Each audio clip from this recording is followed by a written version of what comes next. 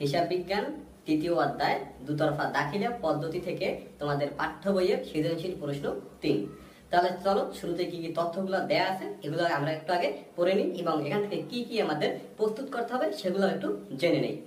প্রিয় শিক্ষার্থী বন্ধুরা, দেখো এখানে বলা আছে যে আব্দুর রহমান এন্টারপ্রাইজ 2017 সালের মার্চ 1 তারিখে নগদ 2,40,000 টাকা, 65,000 টাকার যন্ত্রপাতি, 21,000 টাকার পণ্য দ্রব্য নিয়ে ব্যবসা আরম্ভ করেন। উক্ত মাসে অন্যান্য লেনদেনগুলো নিম্নরূপ। এখানে যেহেতু দেওয়া আছে দেখো 2017 সালে 1 মার্চ তারিখে, এই যে 1 মার্চ তারিখে 1 তারিখে মালিক কোনো কিছু নিয়ে যদি ব্যবসা শুরু করে বা আরম্ভ করে সেটা হলো প্রারম্ভিক মূলধন। তার মানে এখানে যে আছে নগদ, যন্ত্রপাতি, পণ্য দ্রব্য, এই তিনটাই কিন্তু প্রারম্ভিক মূলধন। ঠিক আছে, এরপরে আমরা আসি পরের যে তথ্যগুলো দেওয়া আছে। মার্চ মাসের 3 তারিখ এই যে ডেবিট ক্রেডিট যদি নির্ণয় করে দেখাতে বলে অবশ্যই তোমাদের 1 তারিখটা একটু আমি ডেবিট ক্রেডিট করে একটু দেখাই দেবো পরে সেটা। দেখো এখানে আছে মার্চ মাসের 3 তারিখ কাশেম এন্টারপ্রাইজের নিকট থেকে পণ্য ক্রয়, কত টাকা? 34,000 টাকা। যেহেতু কাশেম ট্রেডার্সের নিকট থেকে পণ্য ক্রয় করছে, দেখো এখানে ব্যক্তির নাম আছে কিন্তু এখানে নগদে করছে না বাকিতে করছে এটার কোনো কিন্তু উল্লেখ নাই। যেহেতু এখানে ব্যক্তির নাম আছে এবং নগদে করছে কিনা এর কোনো উল্লেখ নাই, সেহেতু এটা হবে বাকিতে।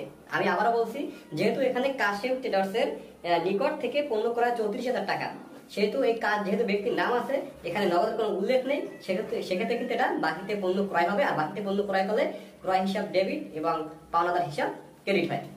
এর পরবর্তীতে আছে মার্চ মাসের 6 তারিখ, বলছে জাহিদ স্টোরের নিকট বিস্কুট বিক্রয় করেন 15,000 টাকা।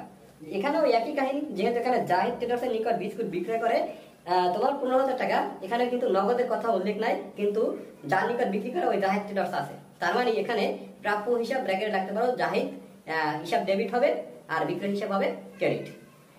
এরপরে আসি আমরা যে মার্চ মাসের 7 তারিখ বলছে দোকান ভাড়া প্রদান 16,500 টাকা। দোকান ভাড়া প্রদান, এখানে কিন্তু নগদের বাকিতে কথা আসবে না, যেহেতু এটা খরচ। ভাড়া প্রদান যেহেতু করেছে বা দোকান ভাড়া যেহেতু দিছে এখানে, তাহলে হবে ভাড়া হিসাব ডেবিট এবং নগদান হিসাব ক্রেডিট। এরপরে আসি আমরা 10 তারিখে নগদের পণ্য বিক্রয় 75,000 টাকা। দেখো এখানে যেহেতু নগদের কথা উল্লেখ আছে, দেখো এখানে যেহেতু নগদের কথা উল্লেখ আছে সেহেতু নগদান হিসাব ডেবিট হবে এবং বিক্রয় হিসাব ক্রেডিট হবে। এরপরে আসি আমরা 17 তারিখে নগদে পণ্য ক্রয় 35,000 টাকা। যেহেতু এখানে নগদে পণ্য ক্রয় কথা উল্লেখ আছে সেহেতু ক্রয় হিসাব ডেবিট হবে। আমি একটা কথা বলছি, ক্রয় করলে সেই ক্রয় হিসাবটা সবসময় ডেবিট হয়, আর সম্পত্তি ক্রয় করলে সম্পত্তির নাম আসবে ক্রয়ের টাকায়, তাহলে ক্রয় হিসাব ডেবিট এবং নগদে যেহেতু ক্রয় করছে নগদান হিসাব ক্রেডিট। দেখো এখানে নগদান হিসাব ক্রেডিট হয় কেন?